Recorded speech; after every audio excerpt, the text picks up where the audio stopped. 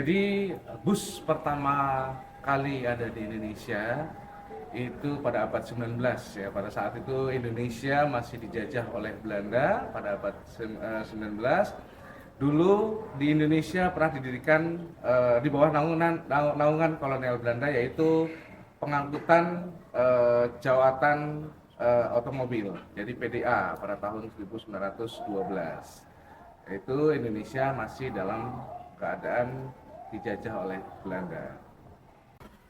Jadi sebelum ada kendaraan bermesin, dulu itu pada tahun 1900 ya, sebelum ada kereta dan sebagainya juga, karena memang perkembangan transportasi kan sangat cepat ya. Bahwasanya sebelum ada bus-bus seperti ini, angkutan pertama, bukan angkutan pertama, tapi angkutan yang banyak sekali di Indonesia sebelum bis, itu adalah pedati, itu ada kereta kuda, ada cikar dan lain sebagainya. Nah, itu adalah kendaraan-kendaraan pengangkut sebelum adanya bus, seperti itu. Jadi bus-bus yang ada di Indonesia ya, itu masih impor ya. Jadi yang contoh yang saat ini ada seperti ini adalah bus tingkat Si Jangkung Merah, namanya ya, sebutannya Si Jangkung Merah. Ini produksi dari Inggris ya, bermerek Leyland Atlantea ya kan, pada tahun 19 berapa ya, kalau nggak salah 1950-an ya. Jadi ini merupakan impor dari Inggris. Dan yang satu lagi ada dari India yang bermerek Tata. Itu adalah bus-bus yang impor dari luar negeri. Jadi di Indonesia dulu itu banyak sekali operator-operator bus yang ada, baik di dalam kota maupun di daerah-daerah seperti Jawa dan lain sebagainya. Jadi seperti PT Aneka Jaya, terus ada PT-PT yang lain pada tahun 1932-an sampai 1945-an, dan setelah merdeka maka bus-bus ini diambil alih oleh pemerintah Indonesia itu pada tahun 1971 yang akhirnya dinamakan dengan Damri, seperti itu. Jadi untuk peraturannya itu kita mengikuti regulasi dan peraturan pemerintah terkait dengan pasal di PP peraturan pemerintah nomor 55 ayat pasal 5 ayat 3, yaitu mengenai kendaraan atau angkutan publik seperti bus, mungkin pengangkut lain dengan bak dan lain sebagainya, seperti itu. Perkembangan kan harus diikuti dengan model-model yang keren-keren ya, yang bagus, yang inovatif. Kalau di bagian R&D itu pembuatan prosesnya itu diawali dengan sketsa ya. Jadi kita membuat alternatif sketsa. Jadi sketsa itu kita membuat sebanyak-banyaknya, baik tampak depan, tampak samping, tampak belakang, dan perspektif.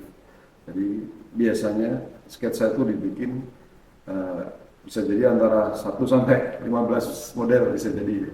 Itu juga tergantung kurun waktunya. Kita ada deadline-nya berapa bulan. Sebenarnya kalau inspirasi itu kita emang inginnya sih inspirasi sendiri ya. Tapi kita juga harus lihat perkembangan bis di luar ya, di Eropa ya, terutama di Eropa. Kalau dulu mungkin tahun 2000 sampai 2008 kita mungkin acuannya inspirasinya dari mobil-mobil unit bis di Cina ya. Tapi untuk ke sininya kita udah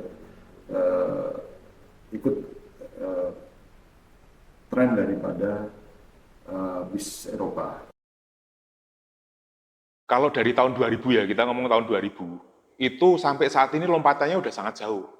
Dan itu dimulai emang dari era kita mulai booming itu, saat itu Proteus, produk Laksana. Kenapa? Itu kayaknya body base pertama yang menggunakan fiber. Jadi setelah penggunaan fiber, itu ternyata face bus muka base itu bisa jauh lebih fleksibel, cakep, dan perbaikannya juga lebih cepat kan. Kalau zaman dulu 2000, bahkan waktu era Proteus atau era-era sebelumnya, maka karoseri bis itu biasanya beli lampunya dulu, karena lampunya diproduksi massal, ya kan, lebih massal lah di pameran-pameran dunia itu mereka beli lampunya, lalu mereka bawa lampunya menciptakan muka yang mengikuti garis lampu. Tapi sekarang kebalik, justru sekarang dengan mulai Laksana, Adiputro, itu kita karoseri Indonesia bisa jadi trendsetter dunia. Kita bikin mukanya, lampunya dibuat, lalu bahkan lampu-lampu itu juga dipakai di belahan dunia yang lain gitu loh. Dan terutama kalau lihat di medsos yang banyak itu, ya dari India itu banyak sekali yang langsung kopas plek karoserinya Indonesia.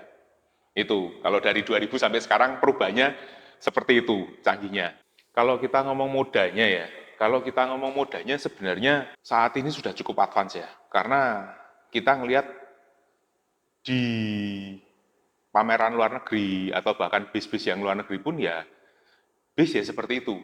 Kalau kita ngomong ngelihat modanya ini. Modanya bisnya sudah cukup canggih lah, apalagi sekarang udah sampai ada yang Euro 4, ada yang Matic, ya kan? Mau diapain lagi gitu loh kan, tinggal nunggu terbang aja bisnya. Karena dengan adanya jalan tol, baru sekarang inilah semakin jauh jalannya, itu moda transportasi bis bisa menyamai waktu tempuh moda kereta api. Tapi orang bepergian nggak cuma itu, yaitu tadi karena desain. Jadi ada yang suka, wah aku suka SR3, aku pengen naik bis yang ini. Oh aku pengen nyoba yang sleeper desainnya, ya kan? Desain sleeper berbagai karoseri juga berbeda-beda. Jadi itu juga menambah minat untuk membeli. Kalau wajib mungkin enggak ya. Tapi kalau kita mau eksis di dalam bisnis ini, maka memang kita harus ngikutin zaman. Nggak bisa dipungkiri bahwa ada beberapa PO yang dulu megang teguh ciri-ciri dia yang jadi nostalgia lah, entah itu mungkin bentuk bodinya atau pelayanannya. Tapi saat ini hampir semua harus mengikuti tren kalau mau survive loh.